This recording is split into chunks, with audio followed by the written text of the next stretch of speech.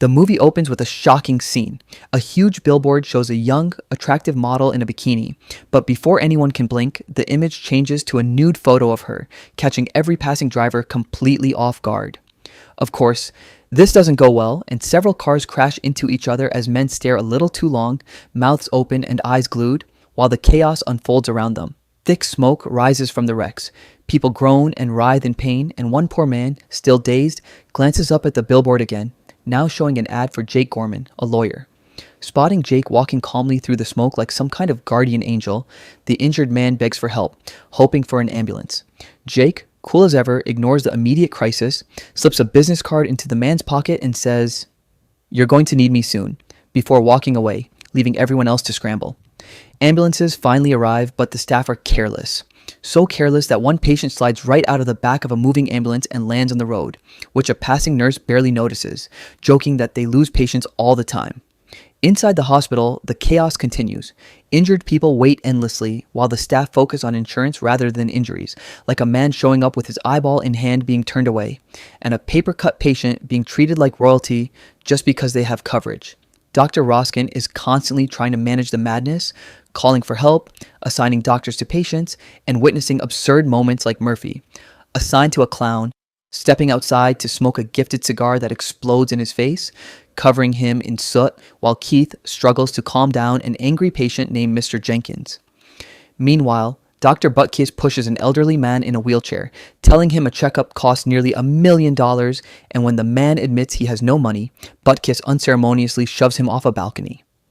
Later, Buttkiss is summoned to fix the hospital's staffing problem and calls the CEO of RIP Healthcare, who promises help while casually sharing his life story about being born without a heart and surviving thanks to an artificial heart, claiming loyalty to the company that saved him. To show off the company's latest innovation, he introduces MD-63, a highly advanced medical robot, and demonstrates its skills on an unsuspecting volunteer named John, all while the hospital remains in utter disorder around them. Through it all, the film uses exaggerated dark humor to show how absurd, careless, and profit-driven the medical world has become, letting chaos reign in every hallway, patient room, and operating theater, while doctors and staff flit between irresponsibility and ridiculous heroics, and the audience is left both laughing and cringing at the sheer lunacy of it all. The hospital is already a mess, and things only get worse when MD-63, the fancy new medical robot, decides to start its demonstration, which quickly goes horribly wrong, crushing a man's private parts instead of performing the procedure. The CEO, red-faced and furious, screams at Jason, the robot's creator, demanding that it be fixed and ready for action at North Mercy Hospital by the next day, because apparently emergencies don't wait for technical issues. Meanwhile, lawyer Jake Gorman is off somewhere, winning another court case by twisting the law in his favor, probably thinking he's clever, while back at the hospital, Dr. Bonacasa is struggling to save a mime who is choking on a pill. In the middle of Bonacasa's heroic but awkward rescue, Dr. Roskin walks in, sees them in a compromising position, and immediately leaves, assuming the worst without asking a single question. Then comes the case of Miss Flaherty, an obese patient with stomach pain. Dr. Calaby examines her in the most rude and unprofessional way possible, insulting her while brushing off her pain. But MD-63 calmly points out the real problem: appendicitis. When the other doctors refuse to believe it, the robot performed the surgery perfectly, curing her completely and leaving her looking fit and healthy, while everyone, including Jason, Keith, and Ramallah, stares, mouths open in disbelief, and Jason even flirts a little before Bonacasa quickly shuts him down. Later, MD-63 is guided through the hospital, passing a ward of cross-eyed children, and Dr. Mills freezes because the robot looks exactly like Robert, Jason's deceased brother, who she had loved. The revelation that MD-63 was designed to look like him adds even more drama to the chaotic hospital vibe.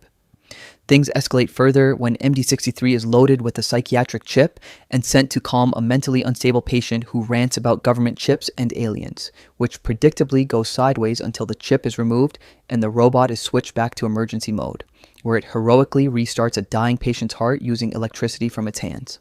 Amid all this, a new nurse named Fonda walks in, and everyone stops to stare at her because she's stunning, and the robot's first task, a pelvic exam, goes completely off the rails thanks to an erotic book, accidentally uploaded into its memory, leaving her loud reactions echoing through the hospital and the staff, unable to hide their embarrassment, some blushing, some awkwardly trying to ignore it.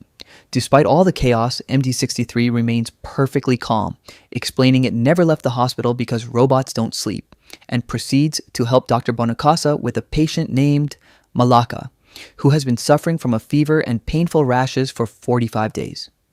Calabi, predictably careless and sarcastic, mocks the robot, clearly enjoying the absurdity of the situation, while MD63 continues to perform flawlessly, decides to diagnose Malaka in a very unusual way, by tasting his urine.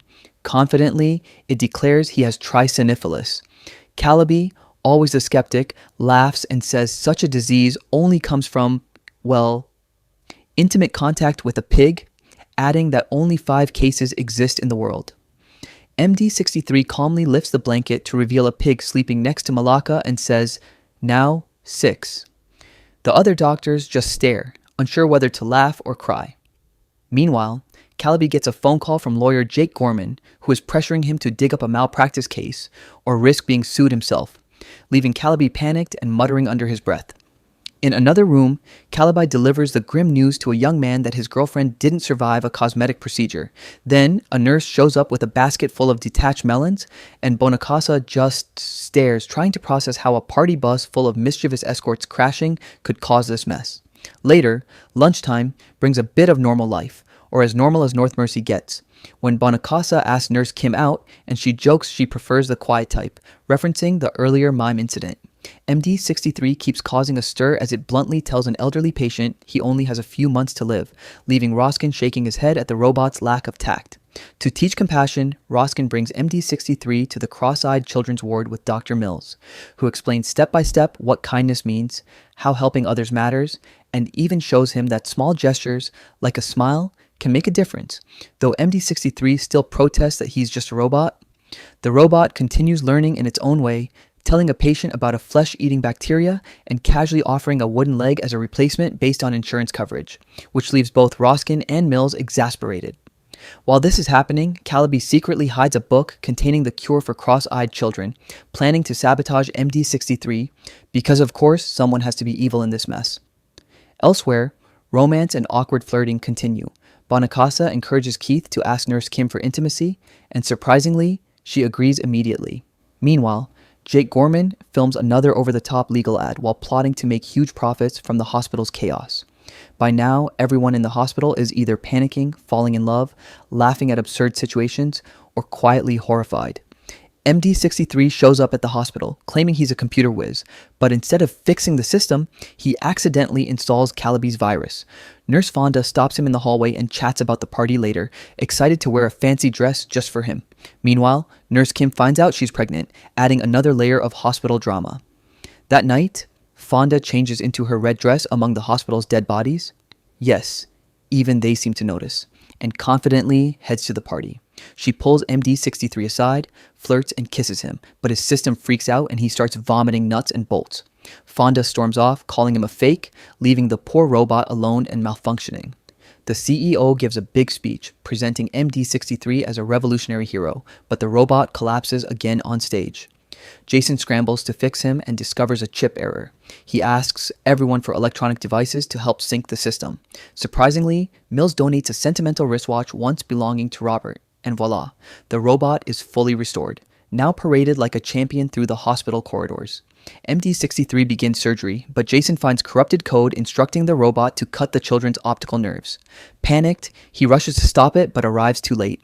The kids are blindfolded, the surgery ends, and when the blindfolds come off, everyone panics. They still can't see.